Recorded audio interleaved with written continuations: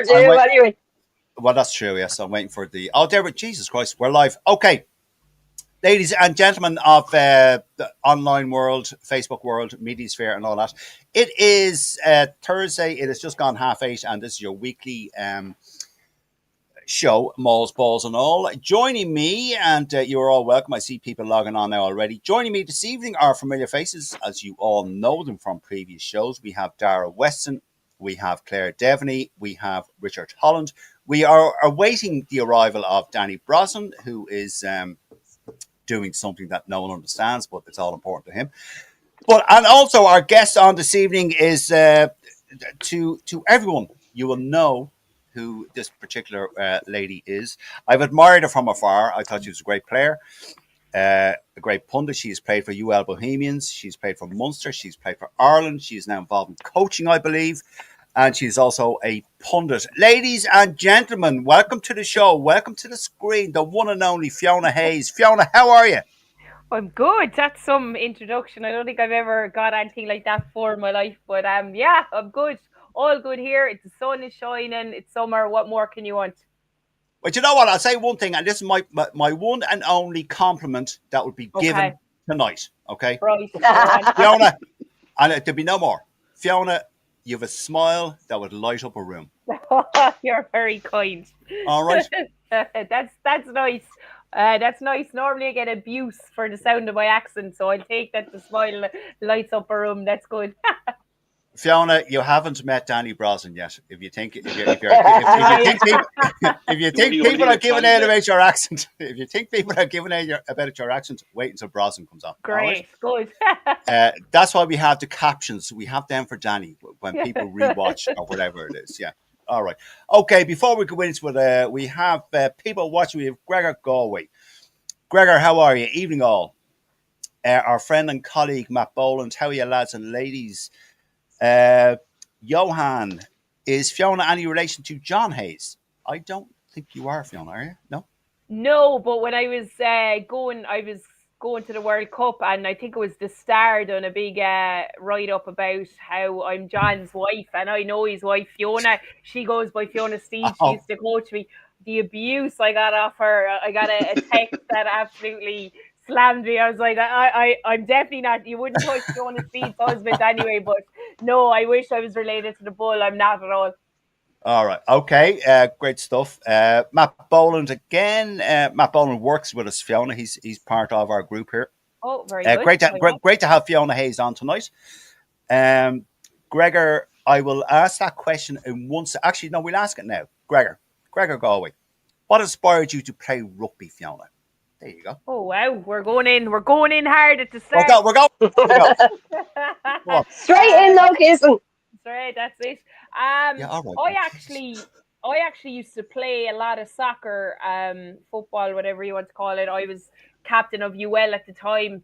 I live right behind Thomond Park, and my brother would have played with Art Scullerisha and Shannon. I would have seen a lot of rugby, but I never quite took it up myself till I suppose when I was 22 years of age. A very physical centre half. I would have kind of had Munster and Ireland university school trials for soccer, but never quite made it. So I tried when I was 22 years of age. I went out to UL. I was in UL, so I went out to the university team, and it all just kicked on from there. The very first time I went out to UL Bows, I just absolutely fell in love with it. I knew it was the technical aspect of the game that really inspired me, because it's easy to go out and be physical and all that, but so many laws trying to understand them all, and still, I suppose, and obviously I wanted to be a forward straight away. I knew that. My bill told me that. But yeah, it was just I played soccer and I wanted to try something else, and I never looked back. I don't think I played a little bit of soccer afterwards, but never at that high level again. I just became obsessed with rugby. Sure. Okay, fair enough. We also have Lorraine McDonald. Good evening, Fiona. Thank you, Lorraine. We owe you a point, and I owe Fiona a gin and tonic. All right. Very good. Fiona, just briefly, and we move on to what we're supposed to be talking about. The current Lions tour that's on at the moment. Any thoughts about it? Any standout players? Any players let themselves down? Any player that you went, he's having a good one now? Yeah, he hasn't played a lot, but that very first game, even though they lost, I was so impressed with Ellis Genge. I thought he was Yes. absolutely outstanding. How he scrummaged, how he went about his business around the pitch. I know he's a good player, but when I saw him in that setup, I thought he absolutely excelled in that game. What surprised me is the errors, and you're always going to be lacking cohesion, but from these world class players, even in the last game, how they're starting the games, I suppose, is a lot differently than I thought. I think they'll win it out, and it will all gel together. But certainly, I was a little bit surprised that that's still consistently creeping in, and to go from just looking at the scrum, Peter, that first week, I was like, wow, we're going to, if you're obliterating an Argentinian scrum, you're thinking we're going to cause serious damage. And Yeah. not struggled, but it doesn't, with the other combinations, then we haven't seen it being quite as good. I did think the second half of that, what was the first game over in Australia against the Force, isn't it? Western Force. Yeah, I thought that second half, when the front row came on, I saw a big shift again. But certainly, it's just about to get that cohesion. I'm excited at seeing it at test level, but certainly Genge, I suppose, surprised me. I thought Hansen worked himself into that game. I think he was under. I actually was watching closely, and there was a lot of nitty gritty. I could see him getting a few knees in the head as people were getting up. This was early doors. He had a few errors, but a little squash to the head, double tackles, lads shouting after him. So for him to come out after that first 20 minutes and come up with some of those big moments and work his socks off, I was absolutely delighted for him, because, as I said, there was a couple of errors early doors, but he excelled, and he worked so hard. And I suppose a shock, well, not a shock, but I can't believe Owen Farrell's gone out, I'll be honest. That was my next question, Fiona. Jeez. just for me, the Lions is based on form. That's I think Owen Farrell is outstanding. He's an exceptional boot. I know they might have been looking at Elliot Daly's boot if things weren't going well, so that's the only like for like, I suppose, when you look at it like that. But if you're looking at that Lions team and how you perform in your international squads, when you go back to your provinces, when you go back to your teams, it's generally we're seeing players picked on form. I watched him with Racing in the games he played. And I know it's a different type of, over there, it's different. Like, sometimes people, I suppose, aren't interested. It just doesn't gel. It's very hard. There's language barriers, everything. But for me, he on form, I don't understand how you can warrant. On his past, yes, but I don't think the Lions should be on past appearances. There's too many good players out of all these countries to just pick a guy on what he's done a year or two, a year and a half, even, I'd say, previously. But the other problem, though, Fiona, as well, we discussed it here, and I agree with you. Yeah. The problem with the top 14 is that they play their players to death, as opposed to the Premiership. They do, absolutely, as opposed to the URC, as opposed to the provinces. Especially the non-French players. Yeah, I was just going to say that the non-French players, definitely. I mean, we saw when Johnny went over there. I mean, they get, like, obviously there are a few lose all control of physios, game minutes, all that. It's completely gone from them. But then you're talking about players being flogged to death, and you watch the likes of, you watch that Super Four, you watch their final. That level of rugby was absolutely special. That was a great game, Fiona. That was a great game. Yeah. And I think they do rotate a couple of the French lads. I do agree. It's but I thought even the likes of Kinghorn, Willis, I thought they were outstanding, and they had still stuff left in the tank. So yeah, fair enough. Fiona, here's Danny with the closed caption quotes, and you were talking about your accent earlier on. Danny Brosnan. Hear this one. That's how are you, Fiona? Great to have you on. Good man, Danny. You'll take away from my accent, I hear. Give us a shout with your Western Force. I like the top, actually. It's lovely. The fuck's sake. Oh, Jesus Christ. Oh God. Fucking crisis. I didn't even wear a jersey. Sorry. Right, anyway, okay, so It's an moving on. improvement on the Springbok shirt he wears sometimes. Oh. Well, that's it, yes, Yeah. that's it. Okay, thanks, Fiona, for that. We just move Oh, no. briefly around. Sorry, I was going to wear me signed Welsh jersey, but I said I won't. No, I've seen that. We were at a thing with Nigel Owens, and you wore that, so that's fine. I've seen that. Yeah. It's in the photographs. Richard Holland. How's Any anyone lines? else? Oh, Christ almighty. We'll get through Did this. you miss me? You did admit you missed me on this show, didn't you? I haven't been on in a few weeks, and you so missed me, didn't you? Of course you did, Peter. Fiona, this is what we put up with. See, I told you it wasn't serious, and this is the sort of thing we have. Okay, Richard Holland. Any particular Lions players that stood out for you so far? Oh, Christ, we're nearly 12 minutes into talking about this. And others that didn't. I'll be honest with Van der Merwe. His defence was showing up again. I think that he was caught on a try. He was caught for one of the tries again. Great going forward, but I think his defence needs a lot of work. James Lowe is one. He's Mac Hansen, and unfortunately, and I think he would have been in around the 23 as Elliot Daly. If he hadn't broken his arm, he would have been in around the 23. If not the 24 player, he would have been on the panel. So it's unfortunate for him. But look, Farrell coming in, I suppose the other thing to look at, that he's been there. He knows what the story is. You know, this is his fourth tour. It does bring that little bit of experience to it. And we know that he can do the job. Yeah, that's the thing about it. He's proven. Yeah, no, true. Yeah, okay. Claire, have you fixed your phone or whatever you're doing there? Yeah. Yeah, it's not the dog. The dog is coming trying to. Oh, very good. Okay. Yeah, now, okay, Claire. Yeah, so I keep knocking it down. All right. Yes. Well, you know I'm a dog lover, so I don't mind that. Go on. A Lions player, Claire, that has impressed. Just give me one of each. One that has impressed and one that has not. Well, I'll give you two that have impressed. Jack Morgan and Dan Sheehan. Brilliant.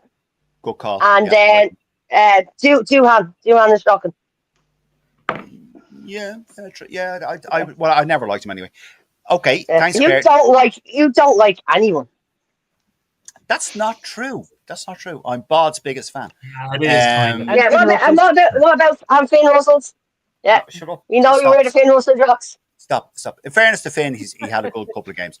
Darragh Weston, go on. Two, whatever you want. Players that stood out and players that haven't so far. Seeing as nobody else has mentioned, Tomas Williams. I thought he had some great games. Unfortunate to see him, even though you proclaimed he was shite. I thought he was definitely there not just to make up the Welsh numbers, and I thought he really proved you wrong. On players who haven't impressed so much. Look, I think Duhan has been shown himself to be kind of a bit of a one-trick pony. He has no defense capability. Just when you were talking about Farrell there, I'm wondering, did you notice when Finn Russell came off for the Reds game, he had his hand iced up, his wrist iced. So I'm wondering, has that anything to do with Owen going out as well? Because, if you take Russell out, who's not the most mature individual in the world mentally, you've two young lads playing. So maybe they're looking for an experienced 10 who can kind of lead the game. That's a good point, Dara. Yeah, maybe so. Danny Brosnan, sorry, but before I come to you, Danny, sorry, just got back to Matt's comment there. Danny absconds his show on Monday for a Thursday night, the cheek. All right. Sean Fleming, evening all. Hi, Sean. Catherine Keegan, hello, Catherine, evening all. Gregor Galway has agreed. Morgan, another one who was impressed is the likes of Lowe and She. Okay. Lovely. Danny Brosnan, to yourself, players that have impressed. Just want to fix my Leinster hat there. It's a bit crooked, just so people. Go on, Danny. Back. The vanity. I was a back all my playing days. Yes, at number two, at outside centre at 13. Go on, Danny. Did you shave your legs? I did, yeah, and I waxed them. Yes, I waxed me bits as well. So there you go. Just make it go faster. Streamline. This isn't that's no vision that I'm gonna have. No. This is our typical show. The vanity of backs compared to forwards. That's all. Come on, Danny. Come on, Danny. Go. Impressed Tyburn and Jack Morgan. Okay. Why he's on the tour? Johan van der Merwe. No idea why he's there. Unless he's midweek there. And that's it. Danny, can you just change your camera a bit so we can see that is a dog you're petting, hopefully, because your hand isn't moving in a disturbing fashion. It's a dog. Ruby, It's a dog. All I could see was his nose starting to stick up. I was just like, very good. Yes. This is Ruby, by the way. Okay. All right, Ruby. Okay. Fiona, let me go back to what we were supposed to be talking about, and probably one of the things that I think I sent you. Actually, no, Danny, you're bringing up something now with Fiona. Now, this happens, Fiona. Danny is like, we all ask you. Claire, 1 second. We all ask each other questions. Go on, Claire. Go on. Sorry, Claire. Danny's sitting there going like, am I? What am I supposed to be doing? Danny, go on. Ask your question of Fiona.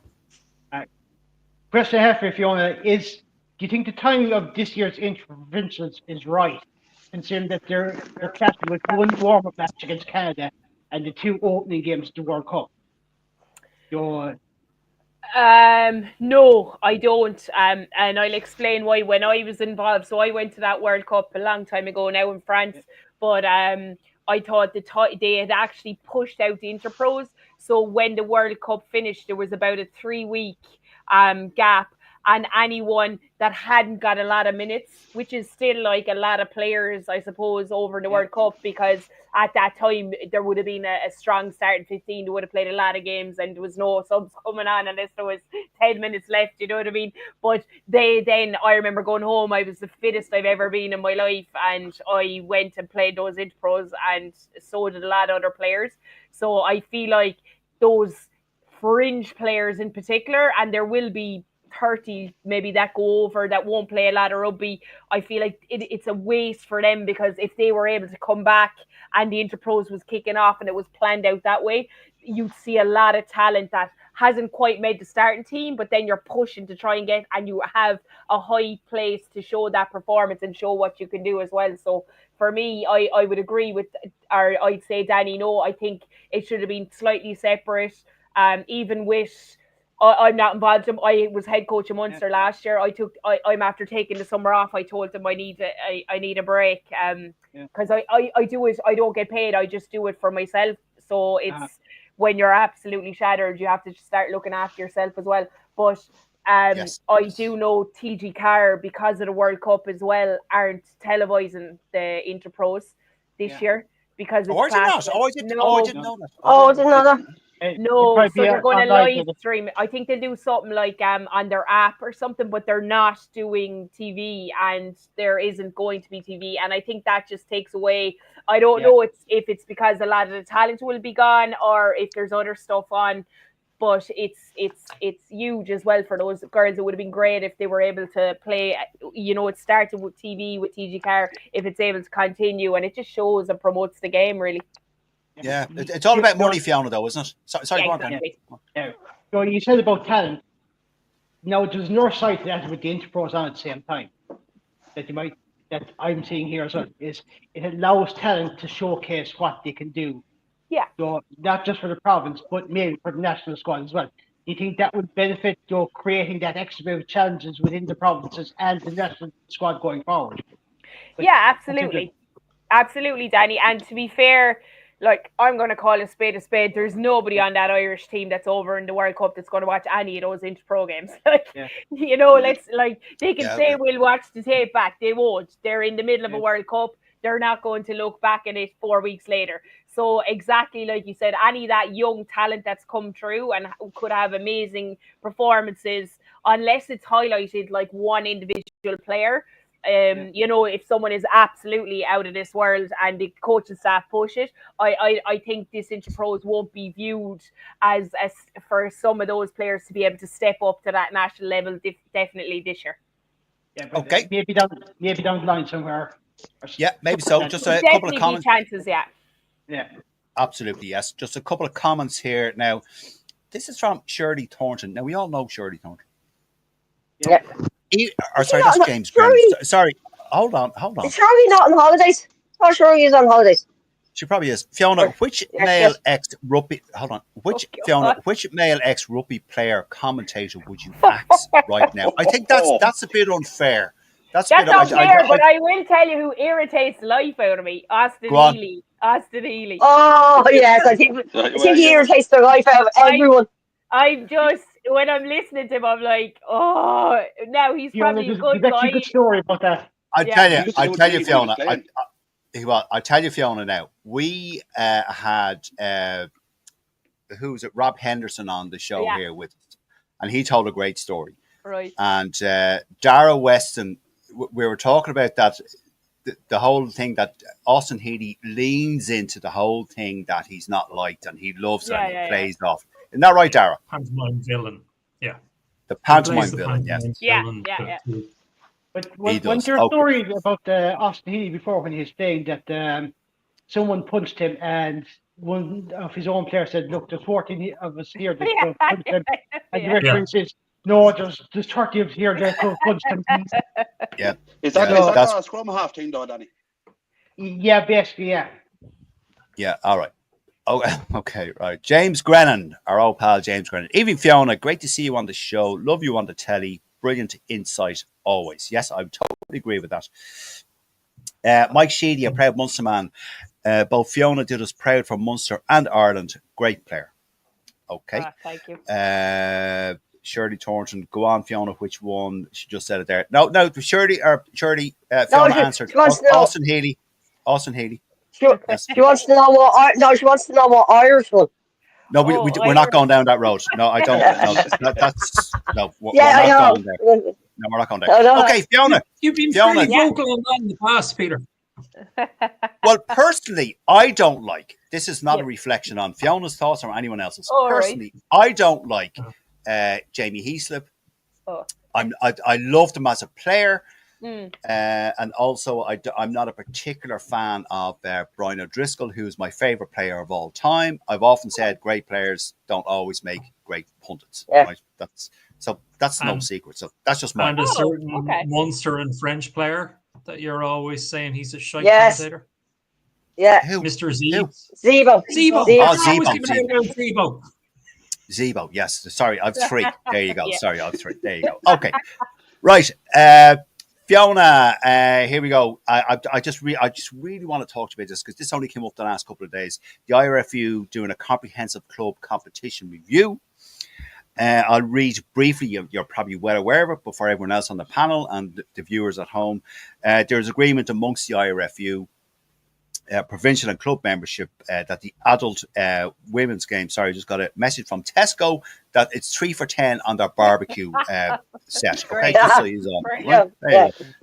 It flashed up and blocked my view.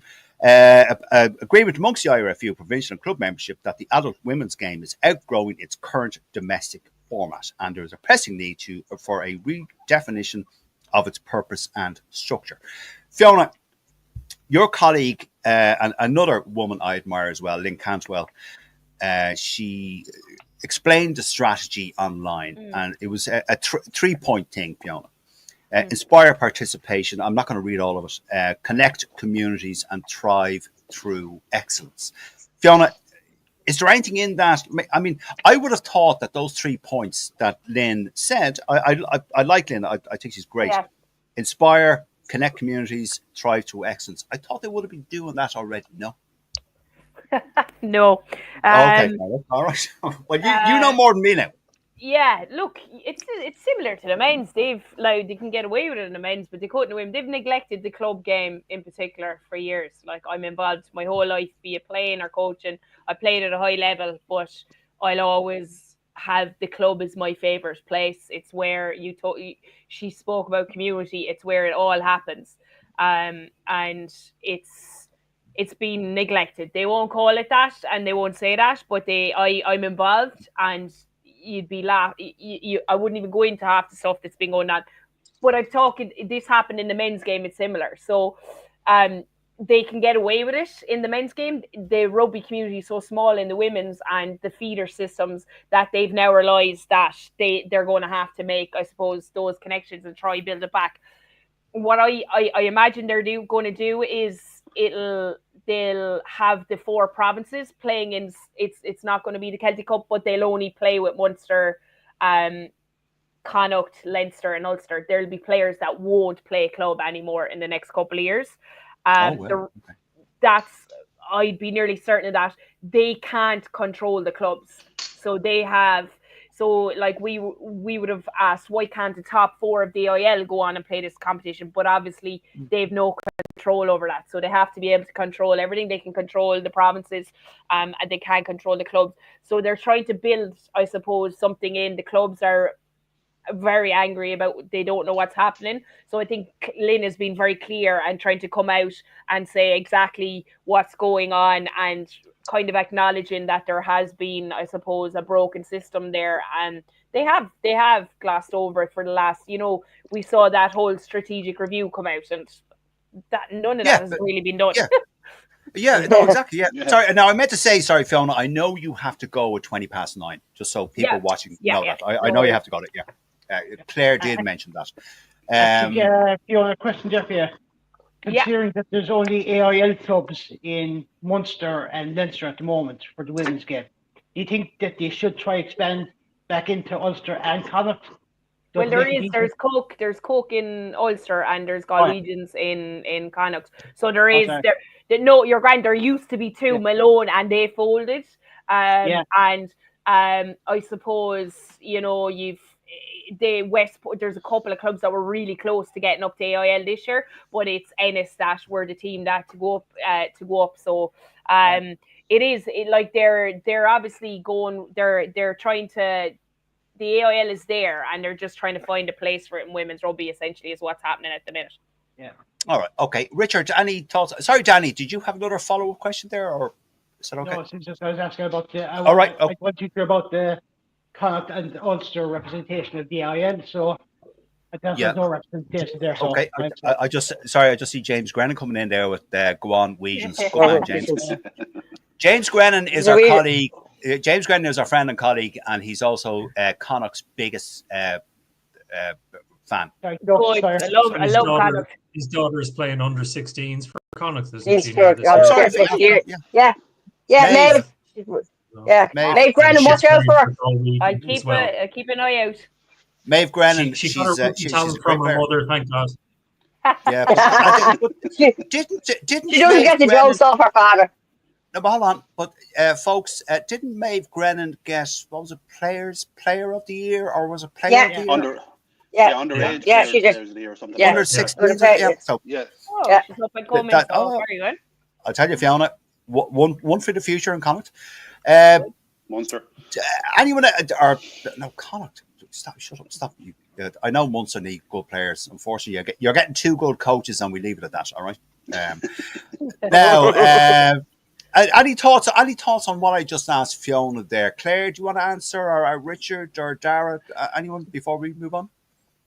I just like to say that just from even a societal point of view, getting women and young girls involved in sport is so important. Anyway, I mean, how often have we said that, Richard? Richard, how often have we said that here? That's the thing, and it's something that I'm very passionate about. I'll be honest with you, because the dropout rate, I think it's something up on 90% when a girl hits her teenage years.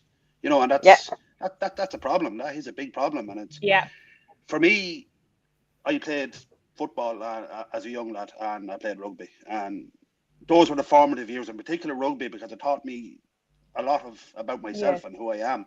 And I think that's something that, when you're that age, it's something that you need, and it's and it forms the rest of your life and your worldview. And I think that's extremely important for men and for women. So 100%, yeah. So that's all I have to say on it. Nobody told me we were drinking cans. You could have sent me that memo. I would have brought I saw a Heineken floating around. I told you it was very relaxed.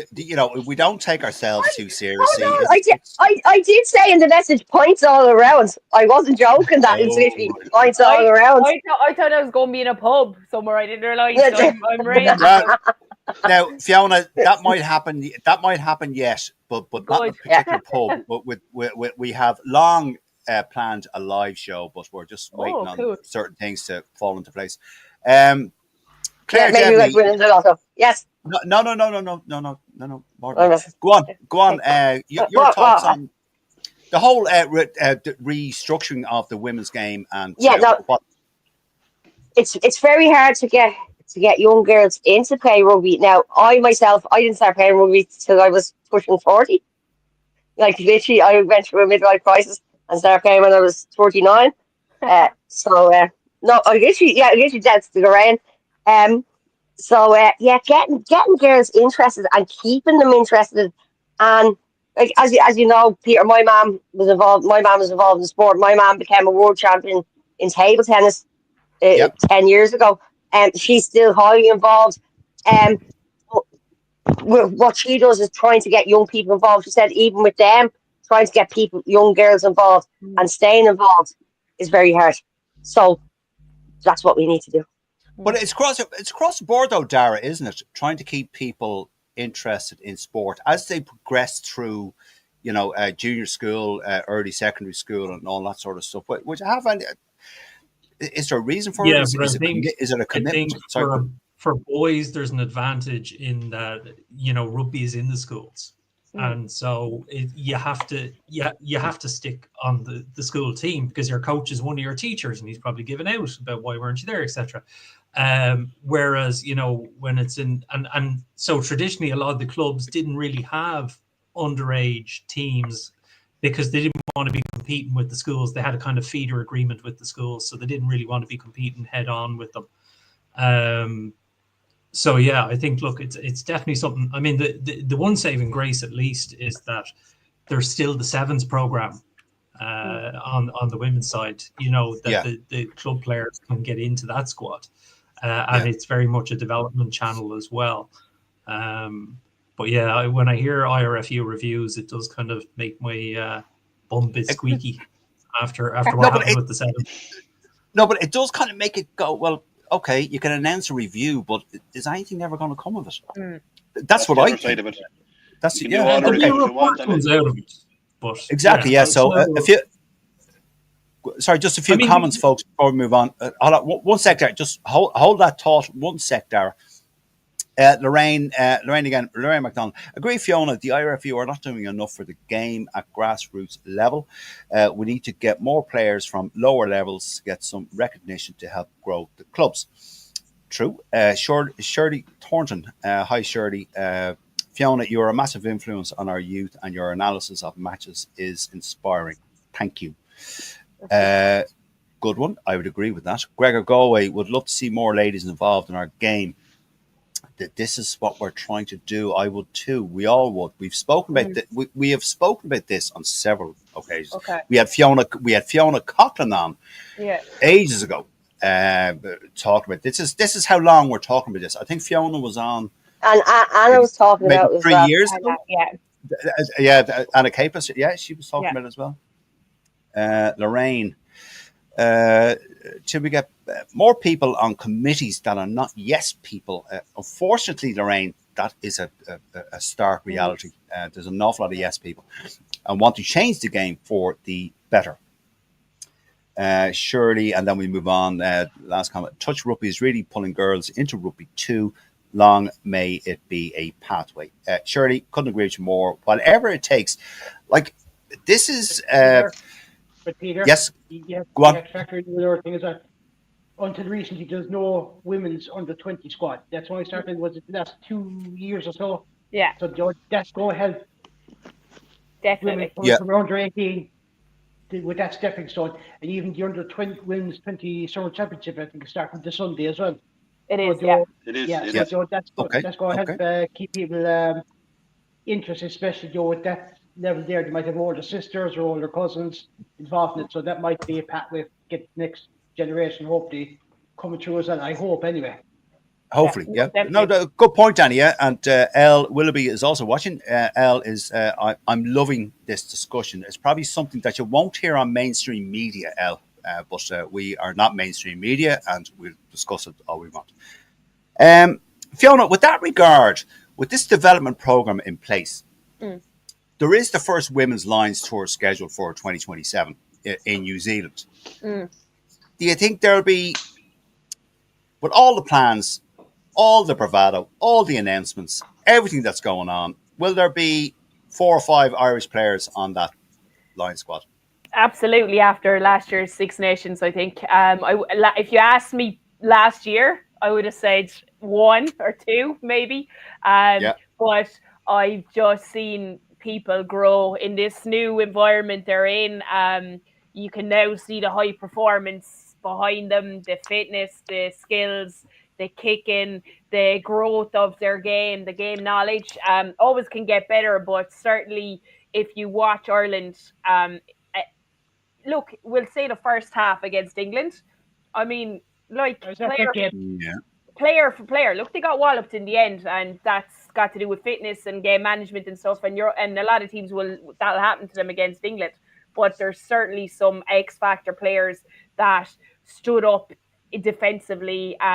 Even now, like they're injured, but Darcy Wall, Aaron King, Aoife Wafer, they're 3. I would 100%. If you went in the back of last year's Six Nations, would 100%, and that's just in the pack alone. There's obviously a couple of dingers and the wing as well, and fullback. You know, we've got some nice players, and after this World Cup, I think it'll get better and better again. Young enough team as well, so they will get better. All right, I'll come back to you about the World Cup there, Fiona, in just 1 second. But Richard Holland, you're like, as I've asked Fiona, the plan in place by the IRFU and Lynn Cantwell, who I admire, it's a stupid question, really. But my point is the whole thing going to generate 4, 5, 6 Irish players, women players on that Lions tour to New Zealand, the first one ever? Long time coming in 2027. The 3 names of Fiona dropped straight away. I mean, especially Wafer. She's just world class, unbelievable. But yeah, look, even I'll be honest with you, the female Lions tour, that's a great thing. But I think all of the home nations should be looking at something similar to the URC for the provinces and for clubs in Scotland, Wales, and even England. We could even put England into that, and maybe getting a combined league going that way, because that will only it can only strengthen the pool of players from every country, in particular Ireland, because we are so far behind the curve in terms of professionalism. What is 2 years, 3 years since the Irish women's went professional? So down the line, it's definitely something that should be looked at. In that it can only help the game and help grow the game.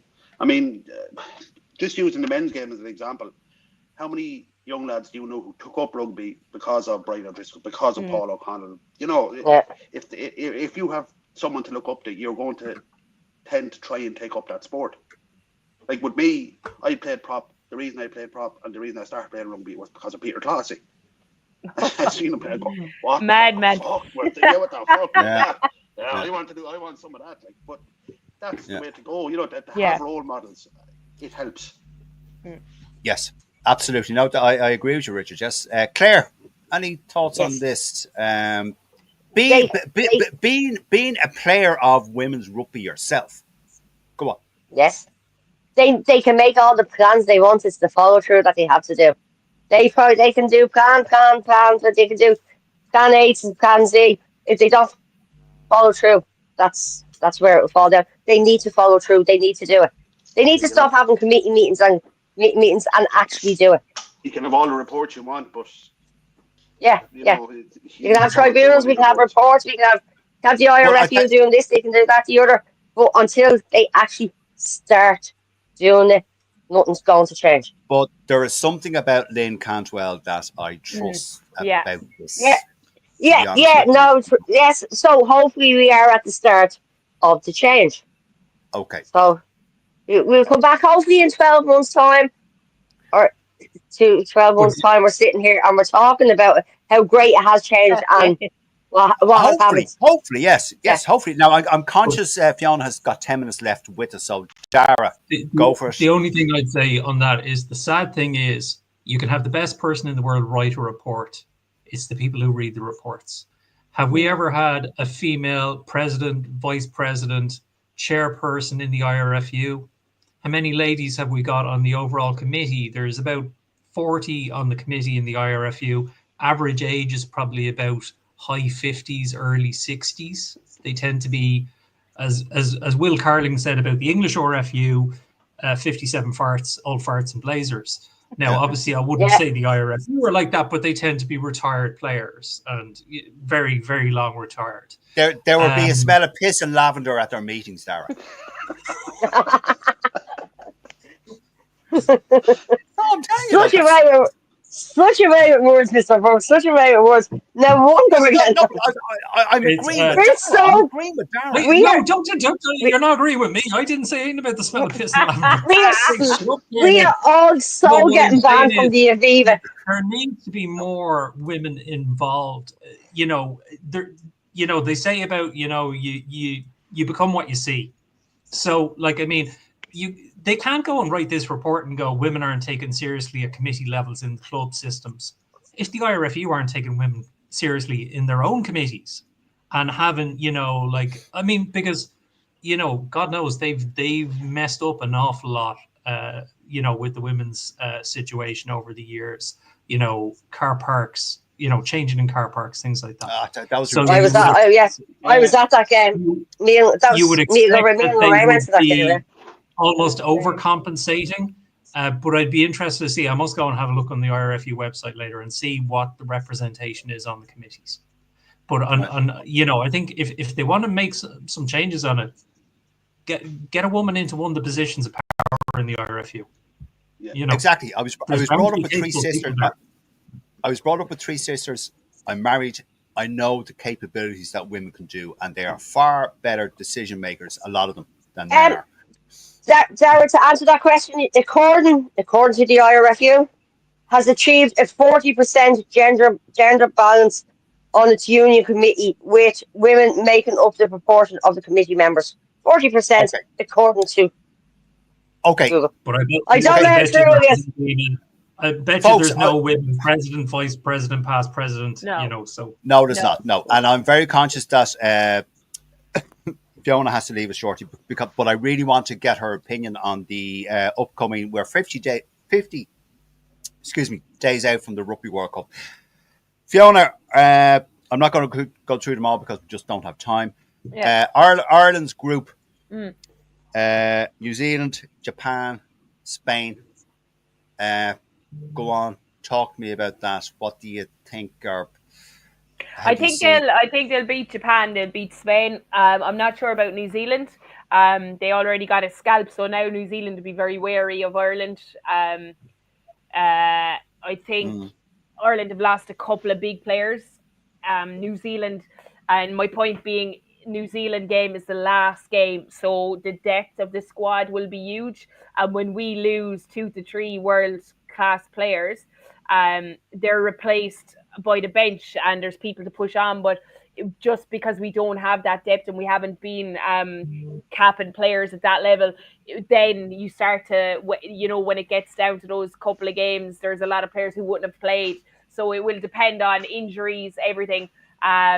So what I personally feel, if I was to put money, I think Ireland will play, France will top their group, and I think it'll be a quarter final against France. And I really believe Ireland have the ability to beat France and get to a World Cup semi-final. Yeah, I agree with that. Yeah. If you look at the last couple of games against Spain, the last two times to meet them, there's been less than a score in each game. And Spain are a good side. They actually beat us 8-3 4 years ago. And they won't. They won't catch us again. Yeah. They won't. Danny, will you let Fiona reply? Go on, Fiona. No, he's right. There was a big lull there, and we were let's be honest, we were terrible. There was stuff going on in the background. There was no connections. It was just not a good place to be, from what I've talked to players about it in the aftermath. So I think we're very far from that. Spain haven't progressed their program at all. So they have and I used to know a lot of Spanish players that went and played in the Premiership. They're not even doing that now. So I feel like we've outgrown Spain.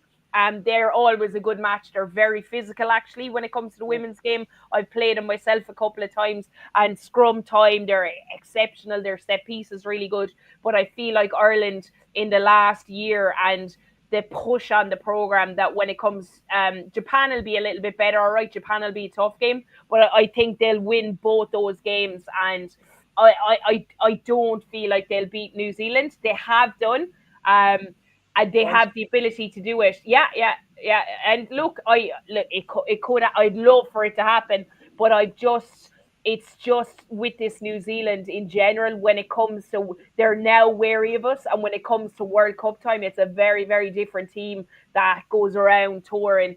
We saw it last year. They lost to England by 40, 50 points in 2 games, got beaten badly by France, and changed their whole coaching staff, changed their fitness regime, changed the culture, and won the World Cup in the space of 6 months. So they are a team that has the ability to do that. But certainly, I do believe this Irish team can get to a semi-final. I think we'll play France in the quarter, and that will be unbelievable. Brilliant. Okay, now before I let you go, Fiona, we do this thing every week. We've got 3 minutes left, which is so right. We have games coming up. We do win, lose, or draw. Right. Perfect. Now there's 6 of them. Right. Okay. Now we'll fly through them. We've 3 minutes. Ireland under 20s versus Italy under 20s. I'm going to say win. I know they lost the last game. Against Italy. I watched them last week. A lot of these players have grown. I thought Tom Wood was absolutely fantastic. They're not the same team I saw in the Six Nations. So I think that they'll beat Italy. All right. FH is going for Ireland. Okay, New Zealand against France, Fiona. The French team that went over New Zealand all the way. All right. They let a lot of the big guns at home, so I think New Zealand will be up for this. They're on the back of the end of the Super Rugby as well. I know we're obviously on the back of playing in the top 14 and everything, but I do feel New Zealand will win this one. Okay, Waratahs versus the Lions. The Lions, yeah, the Lions easily, yeah. Okay, all right, FH. Lions. Okay, South Africa versus Italy. South Africa. All right. Georgia, of course, playing the Ireland the summer tour. Yeah, Ireland will win that. I think it's going to be. I think they're going to blast us. I think the first 20 minutes are going to be some of the most physical rugby you've ever seen. I mean, they're bringing us to the big stadium as well, which is their show. That's right. So I think I have so much respect for Georgia. I think they're unbelievably good. They're so diligent in set piece. It's a joy to watch. I love watching their scrummaging. How they're so good, and I think even now their backline attack, it's like Portugal. It's become really exciting to watch. But I feel like this Irish squad, I know there's a couple of young guns. I'm delighted for Dara Murray or Murray as they say. Murray. To get in there. So there is a couple of young guys, but I think they'll be too strong in the end. I think Ireland win that. Okay, and now the last one, Fiona, and then we let you off. I think this could be the game of the weekend. It's Argentina playing England. Yeah, cracking game. Do you know what? Argentina let you down, don't they? They come up with these absolutely unbelievable wins, and I've seen it in the Championship Rugby, and they'll beat South Africa away, and then they'll come next week playing a weakened Australia team and lose at home and lose by a good few points. So on the back of that, I'm going to say I think they were unbelievable to watch against the Irish Lions. But I think England are going to win that. I hope I'm wrong, but I'm going to say England. Well, I'm putting FH beside England here for your predictions, right? And right. I'll email you what's going on. Okay, Fiona, we know you have to leave us. It is now 9:20. It has been our absolute pleasure to have you on. I would hopefully we would speak with you again on here. Definitely. Sorry, Claire, go on. Thank you so much, Fiona. Thank you. Thanks for having me. Thank you, Fiona. Thanks so much. Bringing a bit of class to the show. A bit of class to the show, yes. Okay, listen, Fiona. Have your beer the next time, Fiona. Good night. Take care. Nice, Fiona. Now, she's great. She's brilliant. That was a great chat with Fiona. It really was. I enjoyed that. Okay, we've 10 minutes left, right? So let's go into. Your question, Peter, about the Irish players in the Linus tour, which you've never asked me. So I'll answer now. What did I ask you? Yeah, any Irish players that you see me going to on Linus this tour if they were fit? He never came to me in that one. All so, right, go on. Sorry. Yeah. Okay. So, Wafer, King, and Parsons, if they're fit. Yeah. Maybe Costigan and Wall as well. Who's gone to Queen's? Who's gone to which of the Irish races? Which of the Irish races has gone to Queen's? Heard it on the news. Yeah, is it Wafer? Yeah, I know one of them was going. Yeah. I only caught the end of the news coming home from work today. They were saying, oh, the IRFU fully support her move to Queen's, but it was just the end of it, so I didn't actually get the name at the start. Wafer, I think, as far as I know, and I know Dorothy Wall got another season with Exeter as well. Yeah. Oh, very good. Okay. Yeah. All right. Okay. Now we are coming up to 52 minutes. Hold on. Let's just go through these games. Let's put that sheet over there. Right, Danny. Yeah. Are you sure you're actually writing this down? Because you say he says it every week. A couple of weeks ago, Mike Reid said he did this. He said something. Actually, right. He just makes shapes on the page. It's all showmanship, Claire. Get over it. If he writes it down, he goes straight to the afterwards. Claire, if he writes it down. Have you got some flashing light outside your window or something, or is it there? No, it's torch. It's the bedroom. It's me bedside lamp. When I move, I'm putting the shadow off it. Yeah. Our squad is on the way up. Yeah, there you go. Okay, now. See, you need these in blank. I don't need to. No, yeah, okay. Right, Danny Brosnan. You missed me. You missed me. He's been telling us all what we should be thinking the last few weeks, Claire. He's been bullying us without you. Oh, terrible. That's terrible. Carry on. Shocking. Here. Shocking. Will I just go? Let's go to Claire first. So Claire tells you to talk like a good lad there. Claire. You can talk now. Yes, my dear. Yes. Right, Claire. Ireland under 20s versus Italy. Who's winning, losing, drawn? Ireland. Hold on, I'll just get me pen and write down the seat. All right, okay. It's all right. We're on the 52nd. We're starting at the 52nd or the 53rd. All right. Minute okay. Claire, New Zealand versus France. New Zealand. Yeah, good. Waratah's entertaining lines. The Lions. All right. South Africa versus Italy. The Staffers. Yeah, with the great Holly Davidson on the whistle there. Okay, Georgia versus Ireland. Ireland. All right. I actually do. I tend to agree with what Fiona. I was about to say that. I'd say they will come out guns blazing for the first half. Yeah. They are very physical, and they always were very physical. Absolutely, yes. And lastly, Claire, Argentina are playing England. Where are they playing? In Argentina. I'm going to go Argentina with that one. But they're shite at home. They're better away. I don't know why that is. Come here, it's Argentina. They are though. If you look at their history, they're worse at home than they are away. All right. As Fiona said, they will surprise us. That's going to be a tough match for the friend of the show, Les. Yeah. He's going to have his loyalty split there now. Yeah. He's on in 2 weeks with his mate, Lolfredo, whatever his name is. Richard. History guest. Yeah.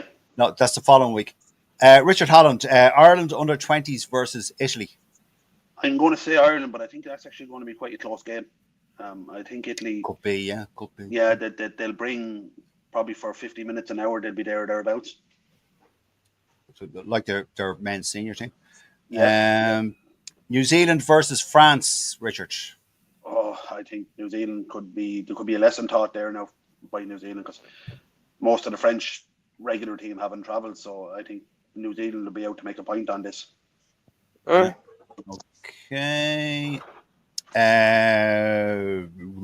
Waratahs versus the Lions. The Lions all the way. All right. South Africa versus Italy.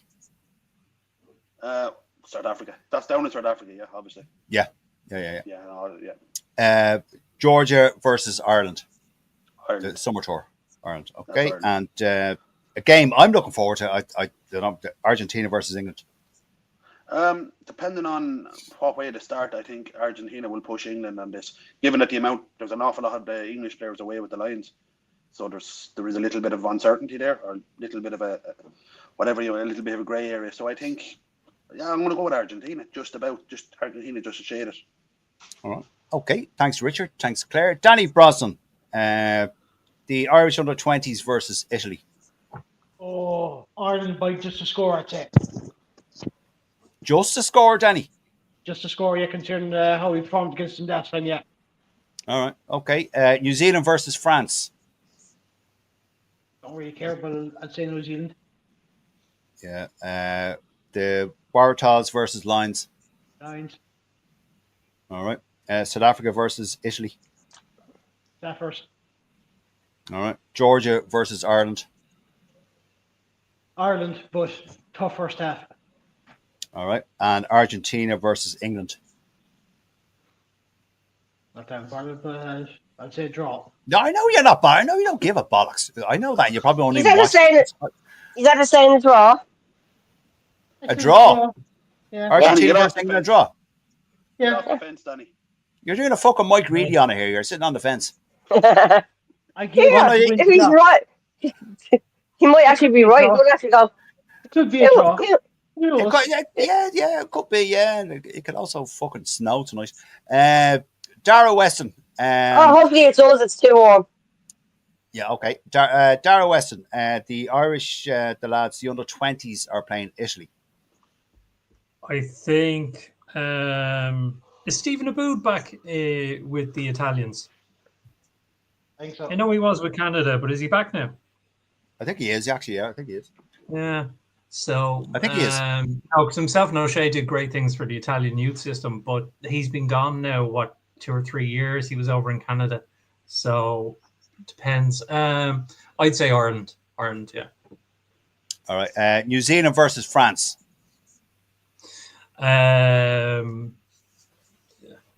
Kiwis. Goodbye, Mike Reedy. Like it.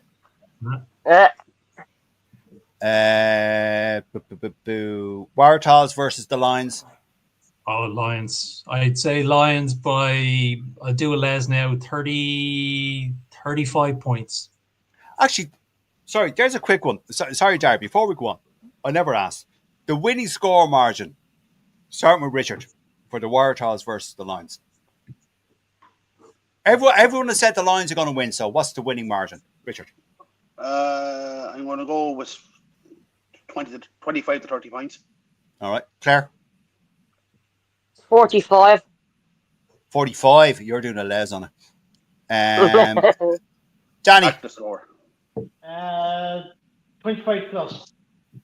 25 plus. Okay. And Dara, what did you just say? You went 35. Healy, get out. I can Healy Brosnan get out of that 25 plus thing. You have to say an actual score. Yeah, difference. exactly. Yeah. Catherine Keegan, Argentina will be full of confidence after beating Lions. Argentina to win. Yeah, we shall see. Catherine is not agreeing with anyone. Lions by 7 versus Waratahs. Hi, Catherine, by the way. Good to see you. Okay. South Africa versus Italy. Did I ask you that one, Dara? I haven't. No, you didn't. No, you stopped halfway. Go on. Yeah, go on. As much as I'd love to see Italy win, it'll be the Safas. All right. Georgia versus Ireland. Ireland, again, but like everybody else has said, it's going to be an attritional first half. I think they'll throw everything at us in the scrum, and they'll probably start running out of puff in the second half, and we might get a few extra scores in. But I think it's going to be a hard game. Well, if you look at, before we go on to the last one, if we all look at, and you're talking about the scrum, Dara, if we look at that team that is playing, it's Jack Boyle, Gus McCarthy, Thomas Clarkson in the front row. It's that's a mobile front row. To be fair, that is a very, very mobile front row. You know, yeah. You got but the Georgians are going to have a big pack. Yeah, no, they will. But I mean, what will happen is they're fit. Sorry, Claire. Who's calling? What? Someone say something there? No, Claire. Go on. Oh, sorry, I said something. Now, Izuchuku and Dara Murray, back row, locks. 4 and 5. Yeah. You got Ryan Baird, like it. Nick Timoney, like it. Gavin Coombs, like it. 6, 7, and 8. Like that's a good Augusta pack, Timoney, ladies and gentlemen. Who? Augusta Timoney uses proper name. No, it is a big pack, but you're going to have some big, ugly, hairy Georgian lads who play in and out, week in, week out in the top 14, and they are just going to be monsters. Yeah. I mean, if you look at the Georgians are like the Romanians. They grow their props and their forwards big, and they send them to France, and they just steamroll French lads. So I think it's going to be quite attritional, and I think we'll be softened up for the Portuguese. All right. Okay. Well, you're the 20 game that Saturday. It's the same thing with the under 20 Georgian scrum. That's where their bread and butter is. That's where they're trading lads. They make scrums and lads. So big hard lads. Who's reffing in the Iron game? Do we know? I don't actually know. Don't know. No idea. Someone look it up there. I don't know. It's probably now. Just before we go, I'd say we have about 3 or 4 minutes. Anyway. No, it's not buzzing me now. Well, we have about 3 or 4 minutes because we're over time as always. I just wanted to have a quick chat. Richard, sorry, you're looking something up. I'll come to you in a second. Sorry, do you want to ask about England, Argentina? Oh, sorry. You don't. What, England, Argentina? His Alzheimer's is kicking in. I think Argentina may do it. And actually, I saw there was a thing on one of the social media things earlier on. The guy who organises the Rayburn Cup and the Rayburn Shield, or the Rayburn Cup and Schengen Shield or something like that. Yeah, no, I know. He's trying to hype up how important it was, and to be honest, it's a fucking nothing burger. It's like we had it for ages, and there was no mention of it because it's not a World Cup. It's just a title that you hold on to. But it would only be the second time Argentina have had it if they beat England. So. Sorry, guys. Liam McKeown, Piardi, yeah. Oh, Piardi. Lovely. He's been getting a lot of the matches. He has, yeah. Mike Reedy says Argentina by 15. Okay. All right. Okay, quickly now because we have to go now 2 or 3 minutes. We know it's Abdeladze, your man, the Leinster prop. Is he playing for the Georgian? Georgia. I don't know. I don't know. Okay. I saw the team. I just thought you might have done research, No, I did do my research. I saw the Georgian team and I just commented, good luck to the commentator. That was it. All right? Yeah. Very. Yeah, how's your own and all that sort of stuff. Yeah. All right. Quickly, because we're going to have to go quickly, I just want to talk about the Lions team. Hugo Keane is up to start after his stomach bug. Matt Canton, Hugh Jones, Tui Tomato, Blair Kinghorn, Finn Smith, and Alex Mitchell. Any surprise there, gentlemen, ladies? No. All right. Where's Kinghorn playing? Is he on the bench or is he? Kinghorn is on playing at 11. 11. Has Kinghorn sobered up yet? I have no idea. Okay, front row. Now, just fire out comments, ladies and gents. Just fire out comments. Okay, you could do that. Your pack. 1, we're starting at Schumann, Hooker, Cowan Dickey, Finley Beelum, back row, Tyke Byrne, James Ryan, good to see. Henry Pollock on 6. Josh van der Fleer, open side, and number 8, Ben Earl. I like Ben Earl. Yeah, no, Ben Earl is good. Yeah. Okay. Let me see. Replacements: Dan Sheehan, Ellis Genge, Tyke Furlong, Joe McCarthy, Scott Cummings, Jack Morgan, Ben White, and Marcus Smith. It's all a bit of a bomb squad. I mean, there's some good forwards there on the bench. So, and I mean, we may need that because the last 2 games we've kind of struggled to get everybody playing, and we've had slow starts. So, and well, I mean, we had that last 3 games because we had it against Argentina as well, and we were really punished by them. True. And we weren't given the chance to run away in the second half then. So. All right. Anyone else? Sorry, go on, Claire. From what I can see, it doesn't look like Vac is. No, it doesn't look like Vac is starting. All right. Okay. Thanks, Claire. Brian Hamilton argues to win. Best of England are with the Lions. Yeah, that's true. That was mentioned. Brian Hamilton. Kinghorn had a poor game by his standards. Hi, Brian, by the way. By his standards at 11 in the top 14 final. Yes, absolutely. Okay. Ladies and gentlemen, that is all we have time for. We are gone 1 hour and 10 seconds, whatever it is. Our collective thanks to you for watching. Jesus, we're finishing early. We normally don't finish till at least 1 hour 10 minutes. No, I have nothing else to talk about, and I want to talk about retirement. No, I want to go to the Luge. Go wait. No. Sorry, what? So we're not going to talk about retirement presents being put in the recycling bin. Do we think it was a little bit of an overreaction and maybe staged? Yeah, for no. Yeah, of course it was. What did I miss? Busby, the IRFU sent him a framed photo of him in action, and he put a photo on LinkedIn of basically the photo. Anyway, if you look back through the post, yeah, Grant. Okay, right. I missed that. Sorry, I missed that. Oh yeah. Toys were definitely thrown out of a pram. Good night. Peter knows he missed me. Like, yeah, you know, you missed me doing all this fucking all of you. I think. Thanks very much. I think he's losing the will to live. And so he also had a long time ago. Slowly but surely. Turtle's head is poking out of the shell. No, I need a piss, not a fucking. I don't need to choke a dark one. I just need a piss. Right. I am. The commentators have a bucket under the stage, like, you know, under your desk. Catheter in already. They burned stuff there for 3 hours. Yeah, you're that old already. You thought you would have had a catheter in there. Anyway, my thanks to everyone for watching, all your comments. Our special guest, who we really enjoyed having on, Fiona Hayes. Hopefully we can have her on again. She was brilliant. You're quite right.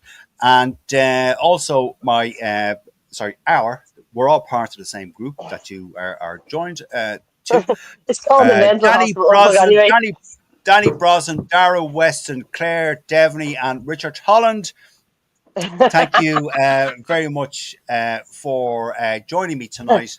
It's been a pleasure and a very interesting chat. So good evening, good luck, and enjoy the rest of the night. I know you're rushing to go for a wee, but you know, if you can remind people about Spotify and Spotify and YouTube, Spotify in a couple of hours, and if you can subscribe to the show on Spotify.